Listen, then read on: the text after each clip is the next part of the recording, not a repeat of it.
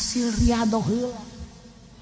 engke karasana mahnit jelema lamun geus tersep kana dunia urang hayang deket tapi lamun resep bae kana dunia urang embung okos ka Habib baheula mah urang resep jasa ka Habib teh lantaran teu resep dunia ya sing iki mah mengkonon ka kiai deh ka kiai ka guru baheula makan di ajeng-ajeng mama sumping kuari mah itu guru datang deui karena ke minggu kamari ku geus datang deui bejakeun aing eueuh kitu geus teu hayang ka pagejeun guru goblok ulah disalahkeun habibna ulah disalahkeun kiaina nu disalahkeun kepribadianana cinta dunia ajakan ngaji ku kabehan nongkrong sapeker dulur ayo orang ngararaje teu hareangeun masyarakat kunaon lain deuk ngaji di benak hatina hayang dibere di benak hatina hayang meuli ban setipan pun siang hooh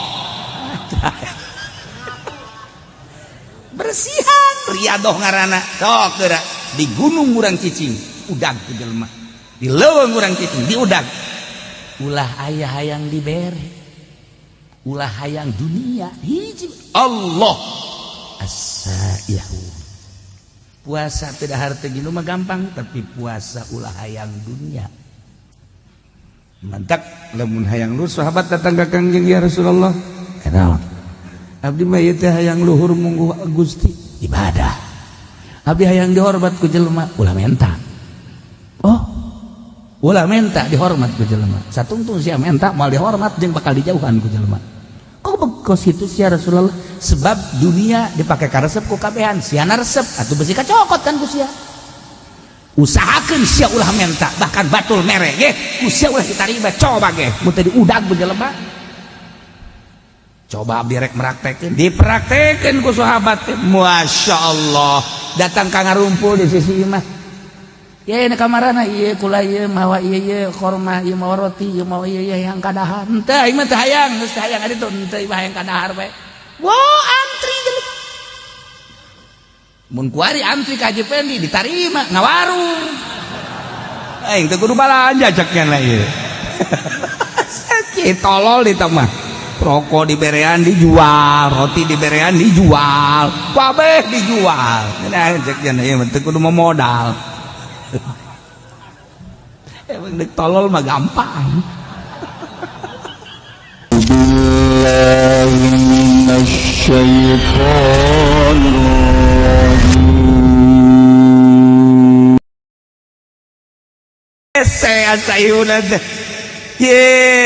kudu berangkat madak di manaan ku aso imun teh eta teh lain sembarangan nomor kedua talabatul ilmi santri eta kan santri teh ninggalkeun lembur jauh ka dulur ka indung ka bapak sanggeus cicing di pondok ngaji bae haju indung jeung bapana kadang-kadang pohoan nu kuduna mah sabulan dikiriman deui bani mah poho sabulan setengah can dikiriman deui eta budak mah terbengkalai tadi pondok teh ya masyaallah nyana ge ngalamun bae aing siboga bapatan teh ye aduh ya Allah ya Rabbi aja budak lah balik baik mah jatuh dikiriman balik Waalaikumsalam ngomong saja jasia balik ieu aja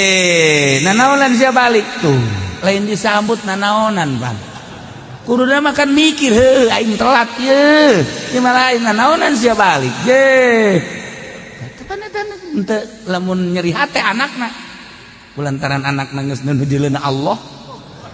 gas aing mah kajian tadi biayaan ge ku Gusti Allah ja kiaina ge mere dahar ieu ka aing tungtuna mah neumleukeun we pan tah ieu talabatul ilmi pegatkan tina segala mah teh gede ganjaranana masyaallah puguh guzat mah ieu mah teh dibanan as-shaimun as-saihun lalakon ibadah ninggalkeun alam jasmani menuju alam ruhani ieu carita tafsir as-shaimuna dijerokeun deui atuh eta teh tadi ngalep ngaranna sakumaha dongeng tadi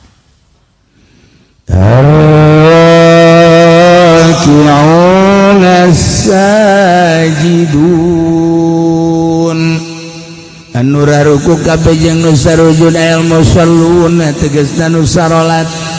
rakiun jeung sajidun teh kinaya kana salat sebab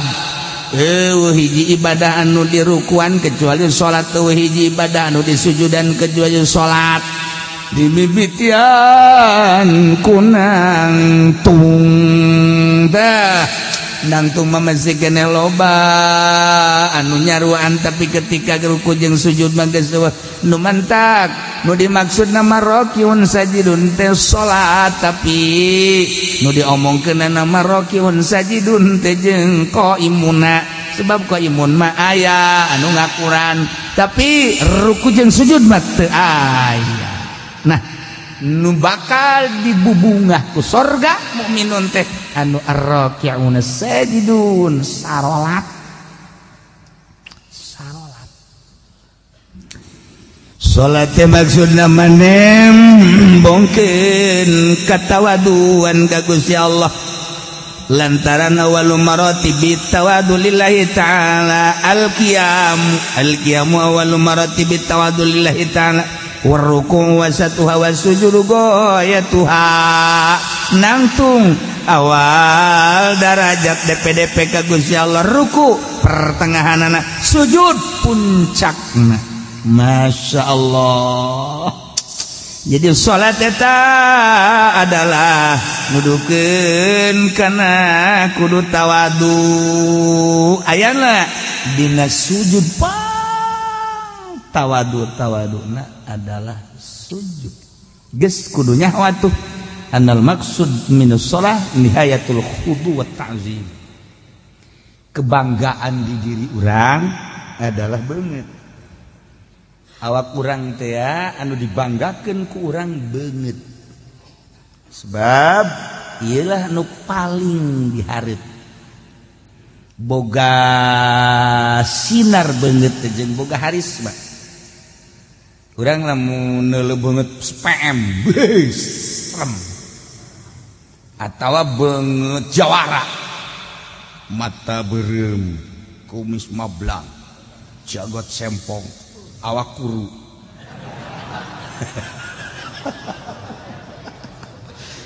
ceking teh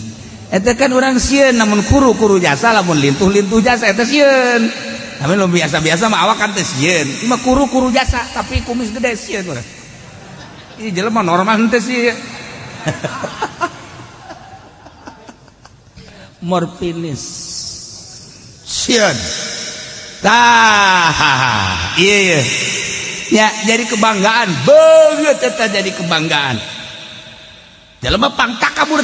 teh jelema nu teu daek sujud. Sebab ieu lah teu daek diantelkeun kana taneuh. Saat si kasep, saat si ganteng, saat si gelis, saat si hebat, tetapi manehanana daek wudu kemudian sholat Allahu Akbar diperhatikan kan ku Gusti Allah nangtung awal maratibit tawadu rukunya na Masya Allah begitu sujud beungeut sakitu dimumule jeung mulyana tapi dia diantelkeun kana taneuh nu mentak pang hebat-hebat nama urang lamun sholat di kamar nu hebatna langsung antelkeunana kana taneuh. Di masjid eueuh pan kuari mah taneuh. Eueuh kuari mah marmer. Sakitu di marmeran ge teh kusu. Heueuh urang make samping pang bagusna pamer. Pamer teh urang kita mah tamer. Urang tamer nyana pamer. Urang mah tamer nyana mah pamer. Pamere maksudna.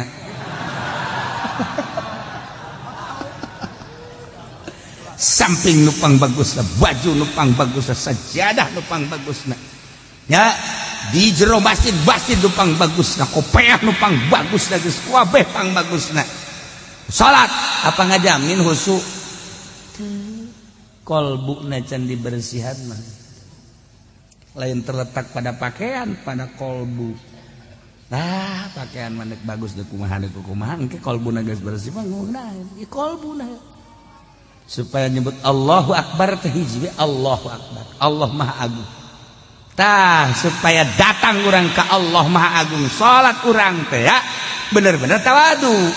Jadi berarti beneran salatna. Aya sahabatna Rasulullah, salat hayang bener sih kumaha? Ti mimiti wuduna nu bener cak Kang. wuduna heula nu bener. Lamun wuduna bener salat teh bakal bener. Tu wuduna ge teu bener. Sakumaha papatong ngisang. Ieu wudu teh salat teh wal bener. Wuduna heula nu rapi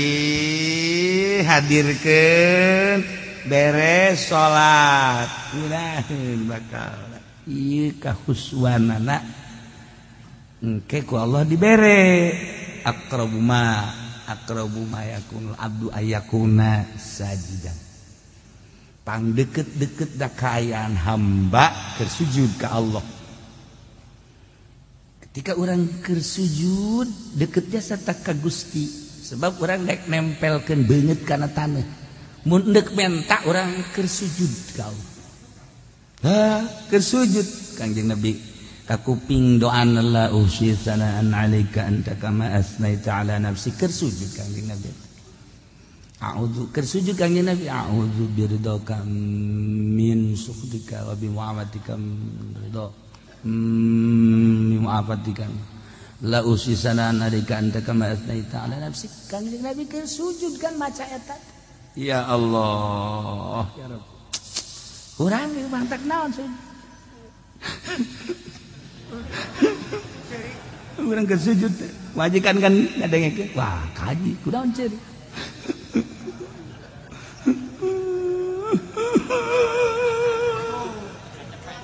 Majikan ge baktara milu nya ge milu ceurik.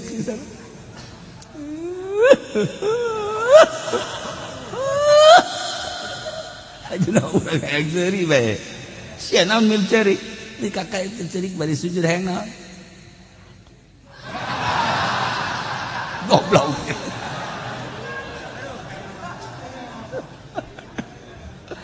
Eta keur sujud urang naon kabutuh urang.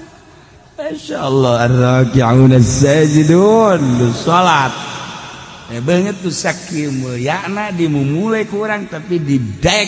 daek dipake sujud geus sorga. Iyalah ar-raki'un as-sajidun. Masyaallah. Al-amiruna bil ma'ruf wan nahuna 'anil munkar. Urang nu nyaritakeun salat nya ieu keur carita bae heulanan Sayyidina Abu Bakar Siddiq radhiyallahu salatna 2 rakaat nya nama penting. Sholli sunat tahajud rakaatin Allahu akbar 2 rakaat doang ngan saquran.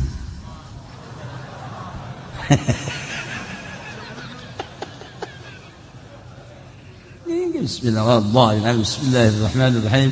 Alif lam dzalika alkitab la raiba fihi lil muttaqin alladziina yu'minuna bil ghaibi. Ruku engke wal yatalattaf wala yushriku ahada. Allahu akbar. Rakaat kedua wal yatalattaf datang ke qul a'udzu birabbin nas.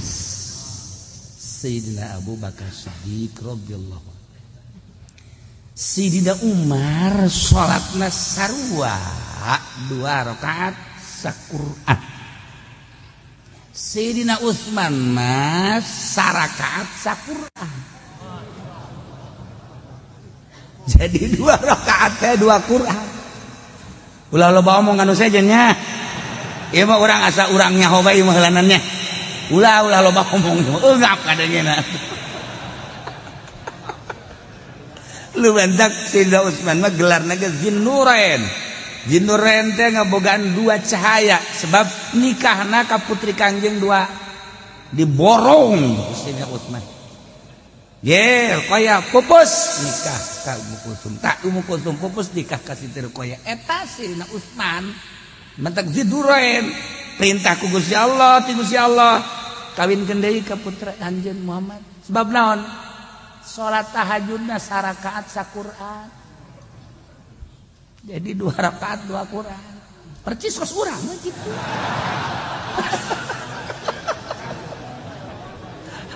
Murigak bulu ngadengena. Ya Allah ya Rabb Zinnurain. Masyaallah karim. Hei, hese nyarita keurang tuh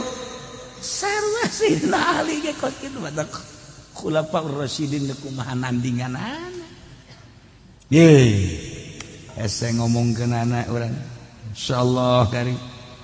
kabelah dieuna dihitung ku urang dihitung pembacaan lamun hayang tamat teh hayang tamat coba kurang dikejar lamun urang sajud seperempat menit seperempat jam berarti kan sajam sabaraha iya dalam sekolahna teu naik bareng budaknya kunaon kadinya jawabanana inditkeun pod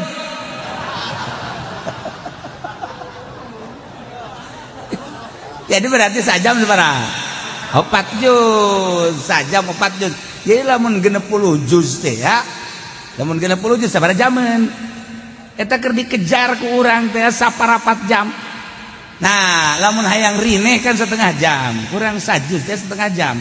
sok teu baca kurang setengah jam kula masuk ngitung cek aing maca Quran coba ye lamun dulu lamun saparapat jam wah bisa ngabuncal-buncal mus mun aya jelema bisa kan capek 20 rada deres setengah jam normal eta nu lancar setengah jam normal aing ngeunaheunana mah atuh sajam lamun sajam sajuz atuh berarti lamun hayang 60 juz 30 juz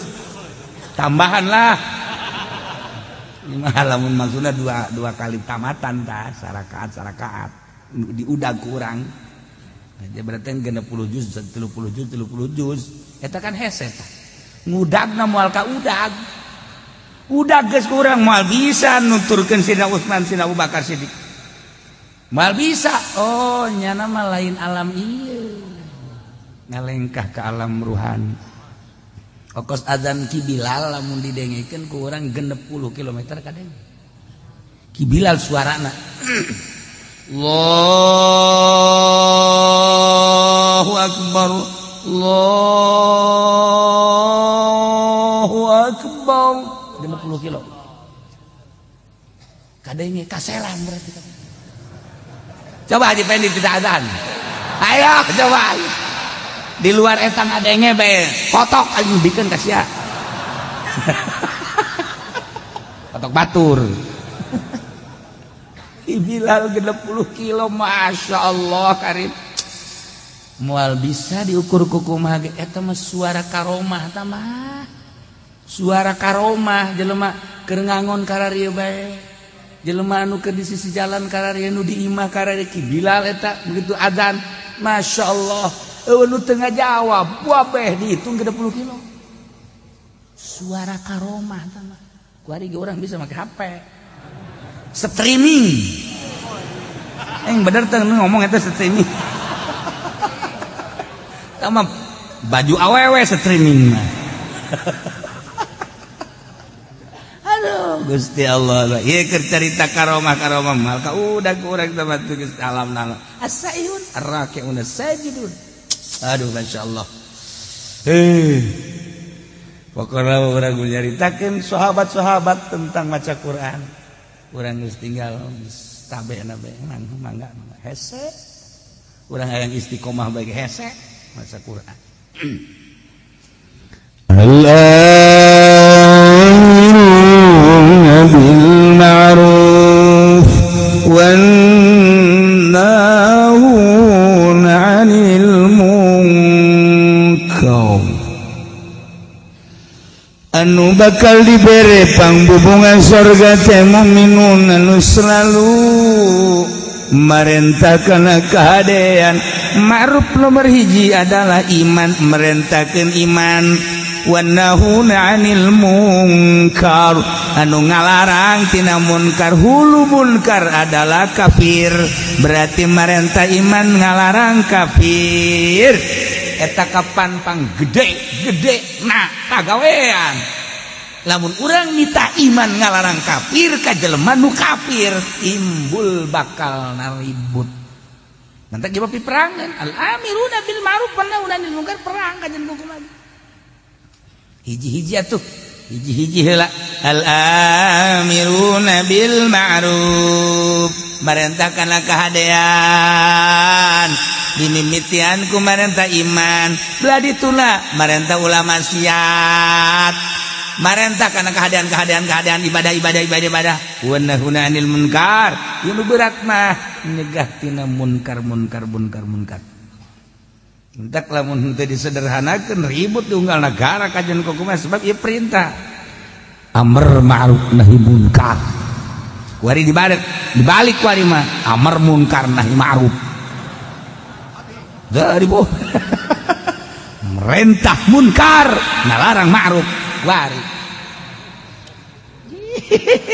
kuari dilobah kuari ya Allah ya Rabb geus urang atuh mah sabisa urang bae amiruna bil ma'ruf sabisa urang naon nu urang bisa diparentakeun jeung naon nu urang bisa dilarang cara urang bae melalui pengajian melalui rajaban maulidan jeung sajabana urang terapkeun al amiruna bil ma'ruf wan nahuna 'anil munkar sabisa-bisa orang sebab teu bisa kuari melalui birokrasi di negara geus lepas negara tina amar ma'ruf nahi munkar lepas nyana mah geus teu urusan amar ma'ruf nahi munkar geus lepas masyaallah karim lepas urusan nyana mah APBD APBN proyek urusan agama eueuh Gementak ditegoran ku Gusti Allah banjir angin gempa tegor ku Gusti Allah ulah kamalina anteuing sia teh hari rup teh marukan kumaha kos pangeran bae sia aing langit aing bumi aing sia aing Quran Gusti ditoler-toler aing na aya sia nagana nyeun aing podaran sia ku aing dialingan ku Allah Baji, elingan deh ku Allah, ayo gempa, elingan deh angin. Orang zikir nanti ke waktu ayah gempa, baik. Subhanallah. Eren baik gempa, seserian deh.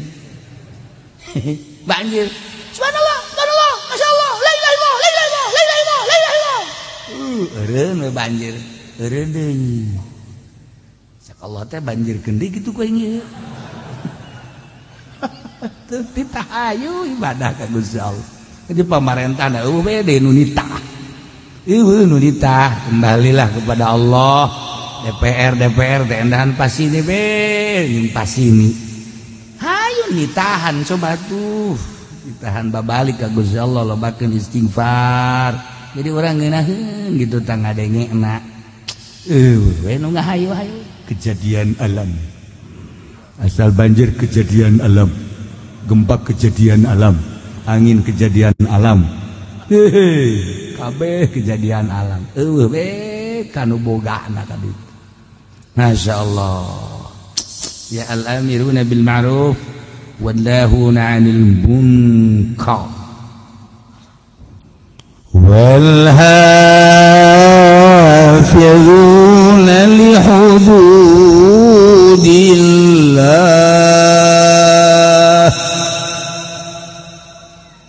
jeung jelema-jelema nu ngaraksa kana batasan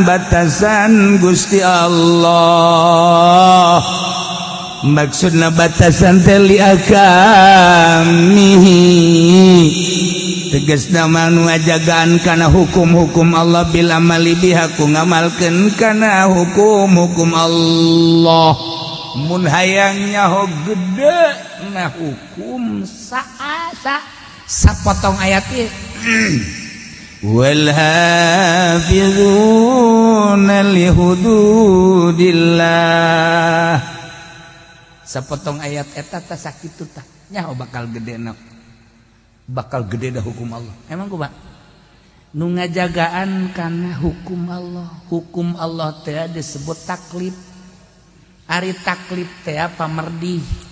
teh perintah kabagi dua aya ibadah disebut ubudiyah aya muamalah ibadah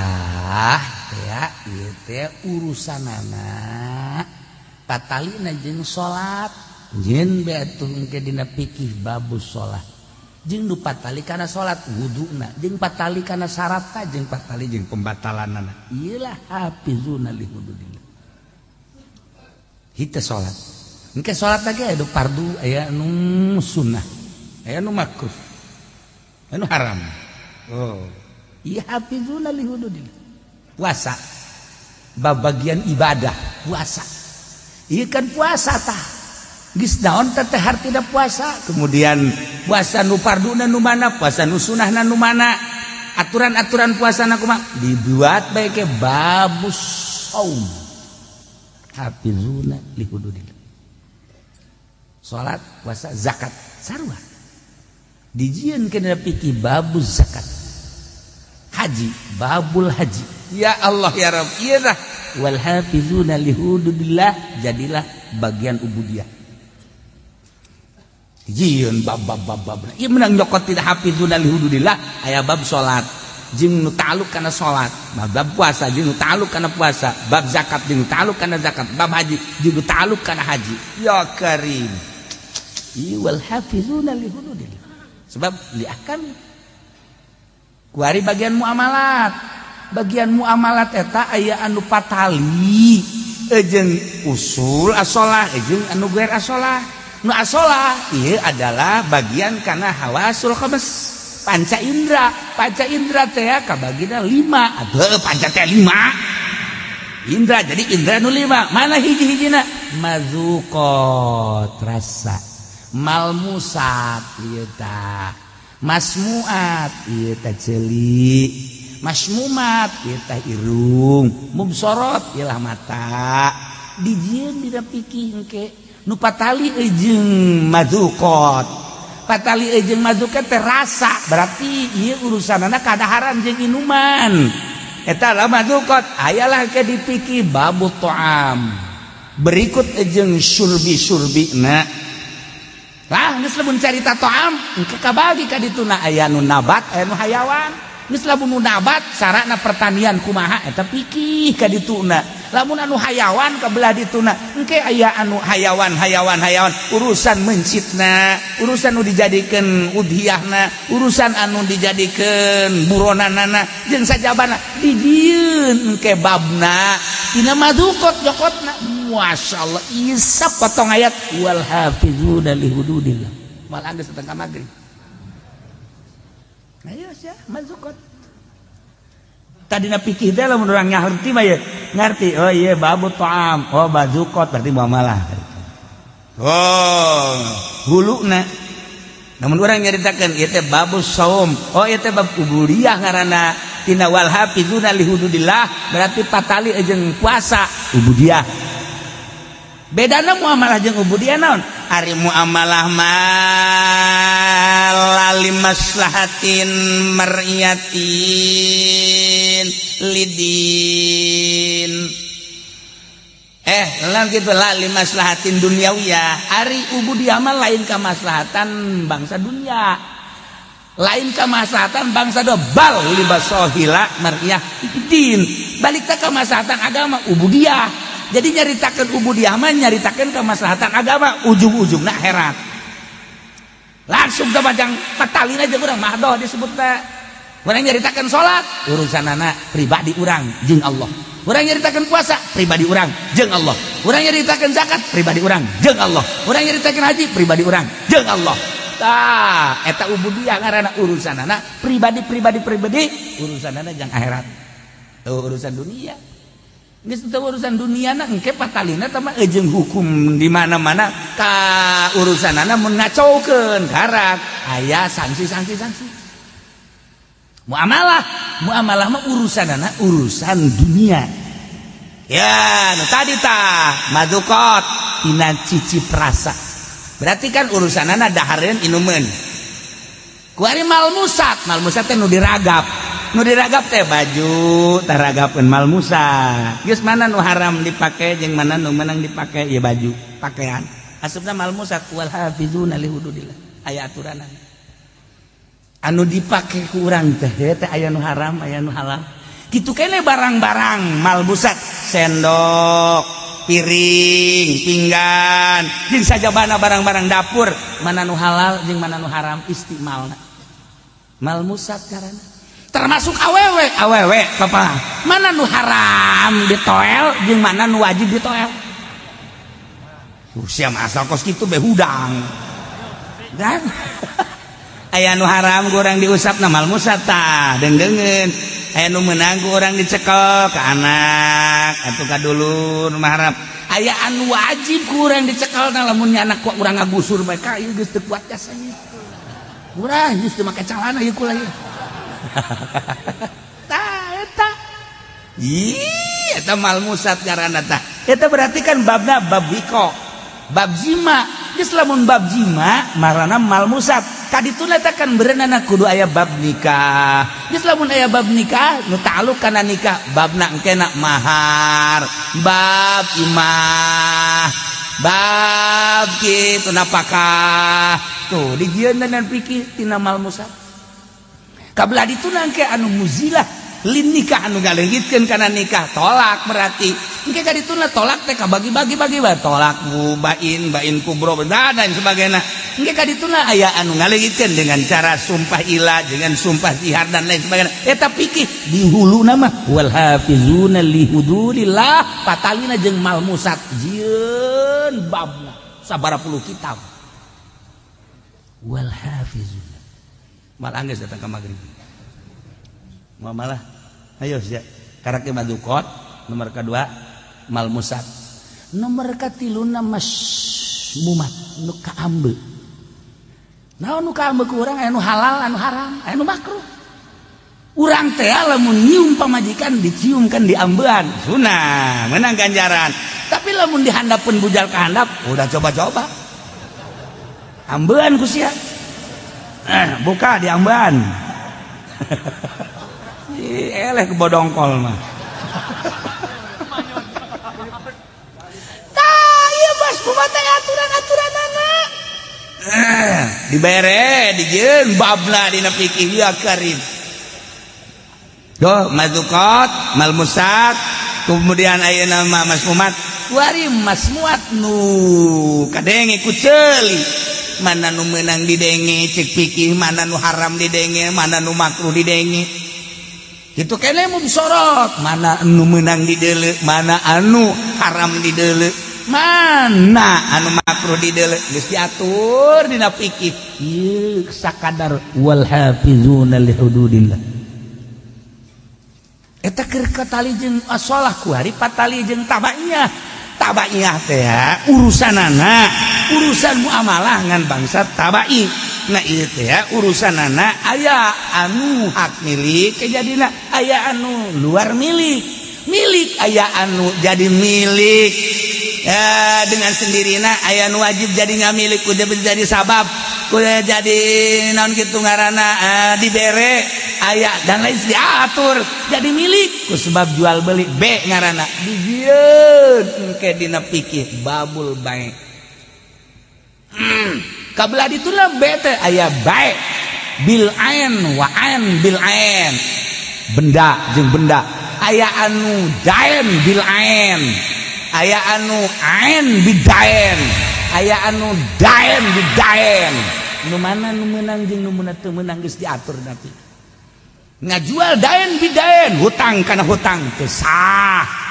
ngajual kuari urusanana ain bidaen bizimah kredit anu dua harga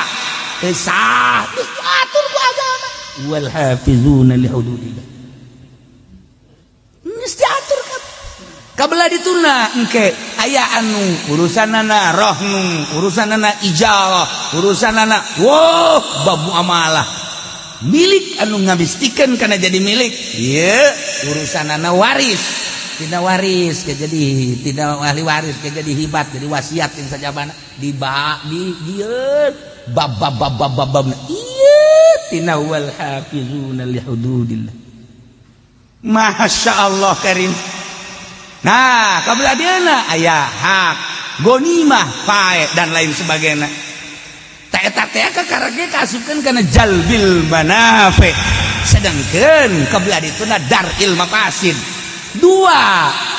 hukum teh lamun teh jalbil masoleh daril mafasid urang carita keur jalbil masoleh tak kitu panjangna sabaraha puluh kitab sabaraha ratus jilid bab-bab bae tadi tangges pohara tah namun ku urang diatur rinci sedemikian rupa bakal nyaho urang panyokotanana ieu ti dieu panyokotanana ieu ti dieu engke urang milihan kitab ieu mah kieu ngomentar kitab ieu mau ngomentar kieu ngomentar kita aya huluna wal hafizuna li hududillah ya Allah engke anu daf'il madar nah daf'il madar teh urusan anak aya anu hifdzul nasal hifdzul mal hifdzul ansab hifdzul ukul ieu daf'il madar teu meunang dirusak harta berarti kudu hifdzul amwal cara ngajaga harta dijieun ku urang aturan-aturanana kemudian ansab turunan hifdzul ansab nasab berarti kan kudu dijaga ku urang ketika urang tengah jaga turunan kena sanksi tuh kan andai kata urang ngarusak harta cara ngarusak harta aya nu iklan anu kopiah keur iklan jelas-jelasan berarti kan maling lamun anu sasamaran berarti kan nyopet kan aya aturanana iya karim geus lamun ayeuna jelas-jelasan kumaha hukumna dina fikih nah sarikoh ngaranna lamun ayeuna sasamaran eta ngaranna copet kosi eta copet ngaranna dah atuh aya aturan-aturanna eta tidak hifdzul amwal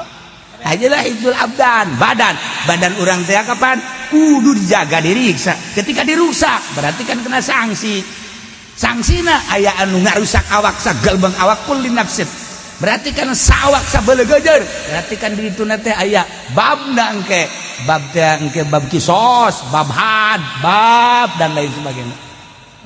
lamun ba'dil abdan ngan curup doang ngan leungeun doang engke kan ti dituna berarti naon tah babna bab had jeung sajabana masyaallah hifdzul amwal hifdzul ansab hifdzul ukul akal teu meunang dirusak dengan cara kumaha bae akal dirusak teh mabok narkoba kena sanksi kumaha sangsina dijieun bab-bab dang daril mafasid nah iyalah wanahuna wal hafizuna li hududillah anu ngajaga ngariksa kana sapirang-pirang batasan Gusti Allah tegasna ngamalkeun hukum-hukum Allah urang kudu sadar lamun cek agama haram geus bae kudu namah haram lamun cek agama halal kudu namah halal saeukeun sanakeun ku urang ieu mah makruh hayu tina ubudiyah tina muamalah engkena dijadikeun bae 5 opat geus ubudiyah tina muamalah munakahat jinayat jeung jinayah opat jadi ngajikan kajonteun ka luar negeri kajonteun ka mana bae nyaritakeun fikih mah hulu nangan opat doang hiji ubudiyah nomor kadua muamalah nomor katilu munakahat nomor kaopat jinayat ieu dan dina ayat teh ieu wal hafizuna li hududillah sakitu doang geus talar ieu teu bisa kabeh hese al hafizuna li hududillah ya Allah maha kawasa Allah maha besar Allah maha segala-gala Allah dengan sekelumit bahasa Gusti wal hafizuna li hududillah tapi kerangkum kabeh kerampid kabeh pikih sop pikih kabeh sadunya aya kabeh di jero ayat wal hafizuna li hududillah no opat hulu teh tadi hiji ubudiyah dua munakahat tilu muamalah tilu mudakat opat jinayah tidinya dijieun bab puluhan kitab disarahan deui ya Allah ya Rabb nu jelas mukminun anu wal hafizuna li hududillah ngajaga ngariksa ngamalkeun kana hukum-hukum Allah nyangakeun sadaya-daya kumaha cak Allah bae abdi banggeus percaya bae cak kalau haram-haram cak kalau wajib-wajib cak kalau sunah-sunah geus moal aya ruka-reka eta mah hawa nafsu teh mah nu kitu ngaranna cak Allah salat wajib abdi bandeg ngalaksanakeun cak Allah zakat wajib abdi bandeg cak Allah puasa teh Ramadan wajib mangga haji kitu keneh aya lain dilarang mah ku pamarentah basa aya korona tuh yang bandeg bae kita tuh nya henteu kau di mah iya urusan-urusan itu dilarang soal jual beli berarti mau muamalah hambalah ya muamalah itu kene munakat mana itu kene jinayat abdi mandek nurut be ka Gusti Allah jahirup malila di alam dunia nah wal hafizuna li hududillah ngabalkeun kana hukum-hukum Allah ieu anu bakal menang pangbubung wa basyiril mu'minin bungakeun ku anjeun Muhammad para mukminin sarana bere bil jannati surga ya Allah mukminin lan boga karakter ataibuna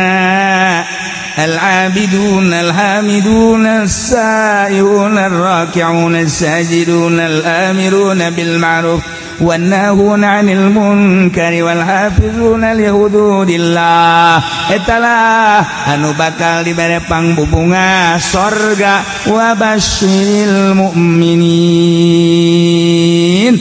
mudah-mudahan orang kabehan dibere bisa muka mata hati orang sehingga orang bisa ngamalkan ayat ataibuna sampai dia jeung orang nemah ka Gusti Allah Subhanahu wa taala hingga orang dibere ku Gusti Allah pangbubunga orang kabehan bakal dibere surga kabeh asup ka surga kabeh berangkat menuju surga babarengan jeung guru-guru urang jeung pemimpin-pemimpin urang di huluan ku Kangjeng Nabi Muhammad